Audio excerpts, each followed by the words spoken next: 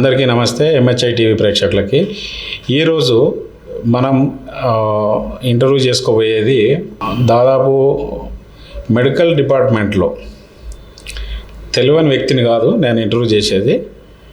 తను ఏంటి, తన వాయిస్ ఏంటి అనేది అందరికీ తెలిసిన వ్యక్తినే నేను ఈరోజు మన స్టూడియోకి పిలవడం జరిగింది. ఆవిడనే ప్రసన్న కుమారి గారు.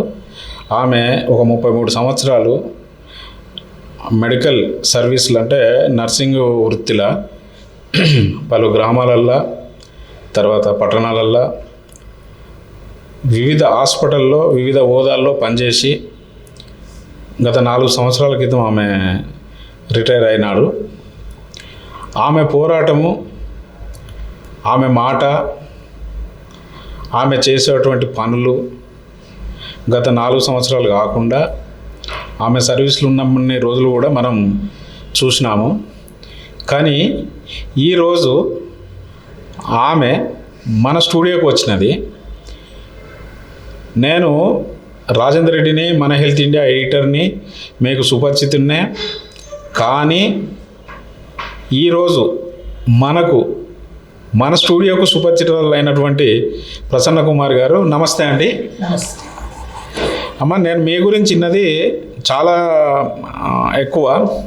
మీరు చేసేటువంటి కష్టం కావచ్చు, మీరు చేసే పని కావచ్చు, మీకు తాకిన దెబ్బలు చాలా గొప్పవి.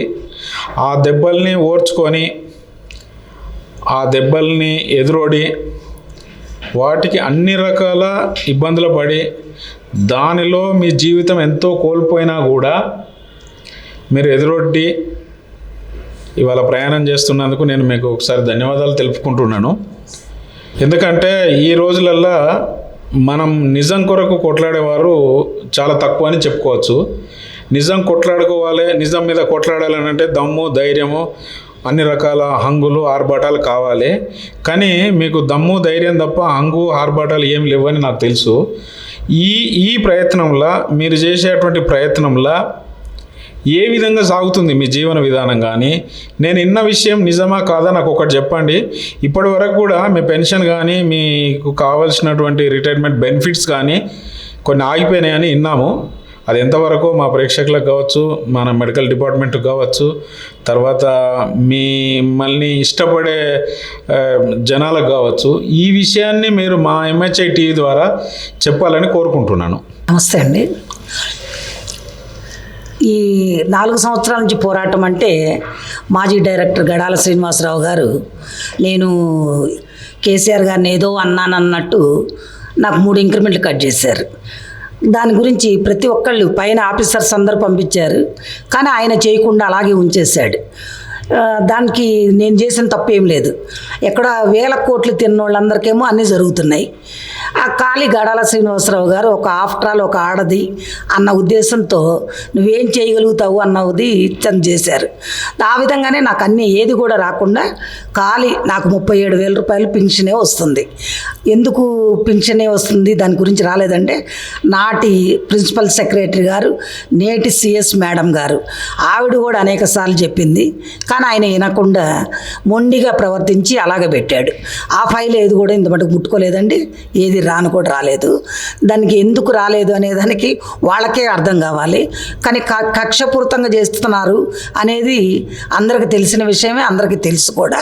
కానీ ఎవరు కూడా దాని మీద చొరవ తీసుకోవట్లా. నేడు వచ్చిన రవీంద్ర నాయక్ గారు కూడా ఆయన్ని కూడా క్వశ్చన్ వేస్తే ఆయన ఇంత మటుకు దాని గురించి కూడా ఏం పట్టుకుచ్చుకోవాలి. కానీ ఆయనకు కూడా సెక్రటరియట్ నుంచి లెటర్స్ వచ్చినాయి, ఆవిడ అన్నీ చేయమని నేడున్న మంత్రి గారు కూడా చెప్పారు. కానీ ఆయన యాక్షన్ తీసుకోవట్లేదు, ఎవరు కూడా చెయ్యట్లేదు.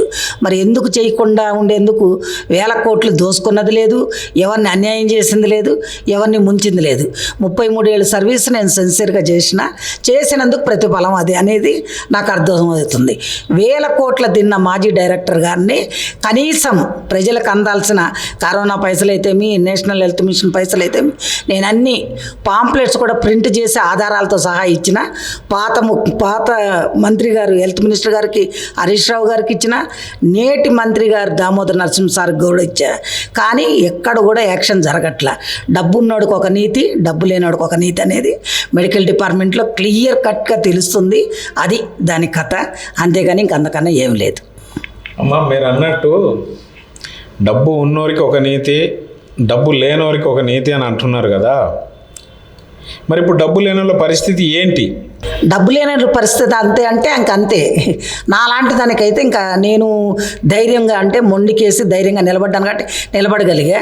చాలామంది ఎక్కువ మంది మా నర్సెస్ బాధపడుతున్నారు అని అంటే కారణం అంతే. ఖాళీ ఇప్పుడు ఎట్లా అయిపోయిందంటే డైరెక్టర్ ఆఫ్ హెల్త్లో పైసలు పైసలు పైసలు ఇస్తేనే ప్రమోషన్స్, పైసలు ఇస్తేనే హైదరాబాద్ ట్రాన్స్ఫర్స్, అవి కూడా 10-20 కాదు, లక్షల్లో నడుస్తుంది. అలా నడిపిస్తున్నారు కూడా. ఒక్కళ్ళిద్దరు దాంట్లో సిస్టర్ల కడుపులు కొడుతున్నారు. వాళ్ళిద్దరు కలిసి డైరెక్టర్స్ని అందరినీ మేనేజ్ చేసుకుంటున్నారు. ఇప్పుడున్న వాళ్ళు కూడా అలాగే చేస్తున్నారు. వాళ్ళిద్దరితోటి అన్ని జూనియర్స్కి ప్రమోషన్స్ వస్తాయి, సీనియర్స్కి ప్రమోషన్స్ రావు. ఆ ప్రమోషన్స్ రావాలంటే లక్షలు పెట్టాలి. ఆ లక్షలు పెట్టలేకే చాలామంది వెనకబడిపోయి ఉన్నారు. వాళ్ళకి ప్రమోషన్స్ రావట్లేదు. ఏది చేసినా ఏళ్ల తరబడి ఇప్పుడు ఎన్నో రకాలుగా చెప్తున్నారు. ఈ నేటి వచ్చిన రేవంత్ రెడ్డి సార్ కూడా, ఇప్పుడు వచ్చిన హెల్త్ మినిస్టర్, వీళ్ళు కూడా ఏదో నిన్న పేపర్లో ఇచ్చారు, డైరెక్టర్ ఆఫ్ హెల్త్ని ప్రక్షాళన చేస్తున్నాము అని. ప్రక్షాళనం అంటే అర్థం ఏంటో నాకు అర్థం కాలే. ఇందులో కలపడం కాదు. వాళ్ళకి చేత అయితే డైరెక్టర్ ఆఫ్ హెల్త్లో ఆ గ్రౌండ్లో ఉన్న వాళ్ళని ఒక జీవో తీసుకురావాలి. వాళ్ళని బయట ఒకప్పుడు అంటే అందులోనే ఉండాలి అనేది ఉండేది. ఇప్పుడు అలా అక్కర్లా. ప్రతి జిల్లాకు ఒక మెడికల్ కాలేజీ వచ్చింది. ఆ మెడికల్ కాలేజీల్లో వాళ్ళని అక్కడ వేస్తే బాగుంటుంది. అలా కాకుండా నిన్నగాక మొన్న వచ్చిన గ్రూప్ ఆఫీసర్స్ అందరినీ ఏవోలు కూడా డైరెక్టర్గా ఇస్తున్నారు. అప్పుడు కింద నుంచి కష్టపడి వచ్చిన వాళ్ళు ఏమైపోవాలి అనేది కూడా ఉంది. ఇలాంటివి అడగాలి. అంతేగాని ఎవరో ఒక్క హెచ్ఓడి పెట్టిందే కరెక్ట్ అని చెప్పి అనుకోవడం కూడా రాంగు. దాని గురించి గట్టిగా కూడా పోరాటం అనేది జరగాలని కూడా కోరుకుంటున్నాను నేను. అమ్మా, మీరు అన్నది జరగాలని నేను కూడా అనుకుంటున్నా. కానీ ప్రక్షాళన చేస్తా అన్నది హెల్త్ మినిస్టర్ గారు కానీ ముఖ్యమంత్రి గారు కానీ ఒక విషయం మాట్లాడినారు. కానీ ఆ విషయానికి మనం కనుక అంటే పూర్తిగా తెలుసుకోవడానికి ప్రజలకు అవసరం. ఎందుకంటే ఒకే గొడుగు అంటే ఇప్పుడు ఉన్నదంతా కమిషనర్ ఆఫ్ ఫ్యామిలీ వెల్ఫేర్ కిందనే ఉంది. దానిలో 3 డివిజన్లు 4 డివిజన్లుగా ఉన్నాయి. డివిజన్లు మెయిన్స్ ఒకటేమో director of health education. Director of health education అంటే ఓన్లీ కాలేజీలు, టీచింగ్ హాస్పిటల్ చూసేది. రెండోదేమో వైద్య విధాన పరిషత్, ఇది తాలూకా లెవెల్లో 24 గంటలు పనిచేసేటువంటి హాస్పిటల్స్. ఇంకోటేమో director of health. Director of health అని అంటే ఇప్పుడు ప్రైమరీ హెల్త్ సెంటర్స్ కానీ లేకపోతే రూరల్ గ్రామీణ హాస్పిటల్స్ కానీ ఇలాంటి చూసే హాస్పిటల్స్ అన్నీ కూడా మనకు డైరెక్టర్ ఆఫ్ హెల్త్ కింద వస్తాయి. కానీ ఈ అన్నిటికీ మళ్ళీ ఒకటే కొడుకు ఫ్యామిలీ వెల్ఫేర్ కమిషనర్ అనేది ఉంటుంది. కానీ ఇవన్నిటినీ మేము అందులో కలుపుతాం అనే కంటే వీటి ద్వారా ప్రజలకు ఏం జరుగుతుంది, ప్రజలకు ఏం జరగాలన్న విషయం కాకుండా అన్నీ కలపడం వల్ల లేకపోతే అన్నీ వేరు చేయడం వల్ల ప్రజలకు ఏమన్నా ఉపయోగం జరుగుతుందా? ఈ ఉపయోగాన్ని మీరు ఏ విధంగా చెప్పగలుగుతారు? ప్రజా ఆరోగ్యం అనేది చాలా పెద్దది. అది అసలు పిఎస్సి లెవెల్లో కింద స్థాయి ఏఎన్ఎంస్ దగ్గర నుంచి వాళ్ళు కష్టపడితేనే ఈ రోజున డైరెక్టర్ కానీ మంత్రులు కానీ ఎవరైనా ఉన్నారు. కానీ రేపు ఉదయం వాళ్ళని చేసింది పాత హెచ్ఓడి గడాల శ్రీనివాస్, రమేష్ రెడ్డి గారు వీళ్ళిద్దరు చేసిన తప్పిదానం వలన ఈరోజు వాళ్ళు చాలా బాధపడుతున్నారు. జిల్లా స్థాయిలో ఉండాల్సిన ఏఎన్ఎంని జోనల్ వ్యవస్థలోకి తీసుకెళ్ళారు. ఆ జోనల్లో ఎంత నరకం అనుభవిస్తున్నారో దేవుడు తెలవాలి. అలాంటప్పుడు కింద స్థాయి నుంచి వచ్చిన దాన్ని నేను కింద ఏఎన్ఎంగా వచ్చి అంచెలంచెలుగా పైకి వచ్చిన దాన్ని నేను, ఆ బాధలన్నీ నాకు తెలుసు. ఫ్యామిలీ వెల్ఫేర్ కింద ఉండేది వేరుంటుంది. ఫ్యామిలీ వెల్ఫేర్ కింద ఉండేది ఇప్పుడు కమిషనర్ అనే అతను నేషనల్ హెల్త్ మిషన్లో జరిగే పనులన్నీ చేస్తారు.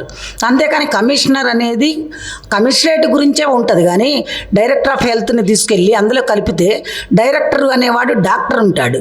ఆ డాక్టర్ అయితే డాక్టర్ల బాధలు తెలుస్తాయి. డాక్టర్ వెళ్ళి ఐఏఎస్ ఆఫీసర్ల దగ్గర ఏం అడుగుతారు? అడగలేరు కదా. అట్లా కాకుండా ఇంతకుముందు యాజ్ ఇట్ ఈస్గా ఎట్లా ఉందో డైరెక్టర్ ఆఫ్ హెల్త్ కంప్లీట్గా పెట్టి రీజనల్ డైరెక్టర్ పోస్టులు ఉన్నాయి, ఆర్డీలు. ఆ ఆర్డీ వ్యవస్థని మళ్ళా పునరుద్ధరిస్తే దానికి ఏం జీవో లేదు, ఖాళీ డైరెక్టర్ దగ్గరే మధ్య చేసి పెట్టుకున్నారు. ఆ పాత ఆయన చేసిన ఆయన స్వార్థం గురించి. ఎందుకంటే అప్పుడున్న ప్రభుత్వం కూడా నిద్రపోయింది కాబట్టి 10 ఏళ్ళు మళ్ళీ మా రీజనల్ డైరెక్టర్ పోస్టులు రిటర్న్ ఇచ్చి చేస్తే జిల్లా స్థాయిలో ఏఎన్ఎంస్ అనబడే వాళ్ళు జిల్లా స్థాయికి వస్తే ప్రమోషన్లో జోనల్ స్థాయికి వస్తారు. అట్లా కాకుండా ఏఎన్ఎం ఏ చిన్నది వచ్చినా కానీ కానీ జోనల్లోకి పోయి డైరెక్టర్ దగ్గర గంటలు నిలబడాల్సి వస్తుంది. వాళ్ళు పేరుకి ఏఎన్ఎం అనబడే వాళ్ళు కమిషనర్ దగ్గరే ఉంటాం, కానీ ప్రమోషన్స్ అన్నీ వచ్చేది ప్రజా ఆరోగ్యంలోనే. ఉన్న ప్రమోషన్స్ మొత్తం ప్రజా ఆరోగ్యంలో ఉంది. ఇప్పుడు 3 కలుపుతా అంటున్నారు. ఆంధ్రాలో వైద్య విధాన పరిషత్ని తీసి వాళ్ళకి ట్రెజరీ ద్వారా శాలరీస్ ఇవ్వాలంటే ఈ రెండిట్లో బిల్లింగ్ చేసి మధ్య చేశారు. అట్లా జీవో తీసుకొచ్చి మధ్య చేస్తే దానివలన బెనిఫిట్ ఉంటుంది. అంతేకాని ఇన్ని మెడికల్ కాలేజ్ వచ్చిన తర్వాత ఈ రోజున డిఎంఈని కలుపుతాము, దీన్ని మొత్తం తీసుకెళ్ళి కమిషనర్ దగ్గర పెడతామంటే ఏదని చూస్తారు. కాబట్టి ఇది అనేది రాంగ్ పొజిషను. సలహా ఇచ్చే వాళ్ళకన్నా కింద స్థాయితో మీటింగ్ పెట్టి ఆ మీటింగ్లో వాళ్ళ సలహాలు సూచనలు అడిగితే బాగుంటుంది అనేది నా యొక్క కోరిక. ఎందుకంటే ఐఏఎస్ ఆఫీసర్స్ అనేవాళ్ళు వాళ్ళ స్థాయి వేరుంటుంది.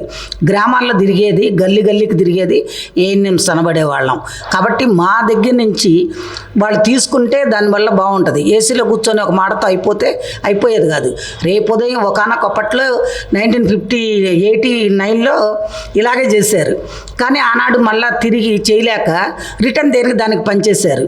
అట్లా కాకుండా ఇప్పుడు 2 విద్య, ప్రజా ఆరోగ్యం, టీచింగ్ ఈ 2 పెడితే వైద్య విధాన పరిషత్తును తీసేయాలి. దాన్ని తీసి వీళ్ళలో కలిపితే వాళ్ళకు కూడా అన్ని వసతులు వస్తాయి. వాళ్ళకు కూడా ట్రెజరీ ద్వారా శాలరీస్ ఇవ్వడానికి రూల్స్ ఉంటాయి. బాగుంటుంది అనేది ప్రజల యొక్క మా స్టాఫ్ యొక్క కోరిక. మేమందరం కూడా అదే కావాలని కోరుకుంటున్నాము. అది చేస్తే బాగుంటుంది అనేది మా యొక్క కోరిక. ఓకే అమ్మ, మీరు చెప్పేది ఏంటంటే గ్రౌండ్ లెవెల్లో జరిగేటువంటి సేవలు, ఆ సేవల్ని ఒక డాక్టర్గా, ఒక నర్సుగా మాత్రమే వారికి తెలుస్తాయని మీరు చెప్తున్నారు. ఈ విషయాన్ని మీరు అన్నట్టు ఒకే గొడుగు కింద తీసుకొచ్చి ఒక ఐఏఎస్ ఆఫీసర్నో లేకపోతే గ్రూప్ 1 ఆఫీసర్నో పెడితే ఆ గ్రౌండ్ లెవెల్లో ఉండే బాధలు కానీ, గ్రౌండ్ లెవెల్లో ఉండే సర్వీస్ కానీ వాళ్ళు అర్థం చేసుకునేసరికి ఇబ్బంది అవుతుంది అని చెప్పబోతున్నారు. అంతే కదా? సో ఇప్పుడు కాబట్టి గవర్నమెంటు ఇవన్నీ చేంజ్ చేయడం కంటే ఉన్న సర్వీసులు మెరుగు చేసి ఉన్నటువంటి నర్సింగ్ హోదాలు ఏవైతే ఉన్నాయో వాళ్ళని ప్రమోషన్ పద్ధతి ప్రకారం ఇప్పిస్తూ వాళ్ళ సేవలను మరింత వినియోగించుకొని ప్రజలకు ఆరోగ్యం అంటే అందుబాటులో ఉండాలనే కాన్సెప్ట్, అది ఏ గవర్నమెంట్ అయినా, సెంట్రల్ గవర్నమెంట్ అయినా, స్టేట్ గవర్నమెంట్ అయినా, ప్రజలకు అందుబాటులో ఆరోగ్యం అనే నిదానంతో అది రైట్ టు హక్కు, అంటే మన రైట్, అంటే హెల్త్ అనేది మన రైట్ అనే విషయాన్ని రేపు పొద్దున మన ప్రభుత్వాలు గుర్తించి హెల్త్ మినిస్టర్ కానీ, లేకపోతే మన చీఫ్ మినిస్టర్ కానీ, లేదంటే మిగతా అధికారులు కానీ, ఐఏఎస్లు కానీ ఎవరైనా దీన్ని ఆలోచించి యాజ్ ఇట్ ఈస్గా ఉంచి వాళ్ళ సేవల్ని మెరుగుపరచాలని నేను కోరుకుంటున్నా. థ్యాంక్ యూ అండి ప్రసన్న కుమార్ గారు.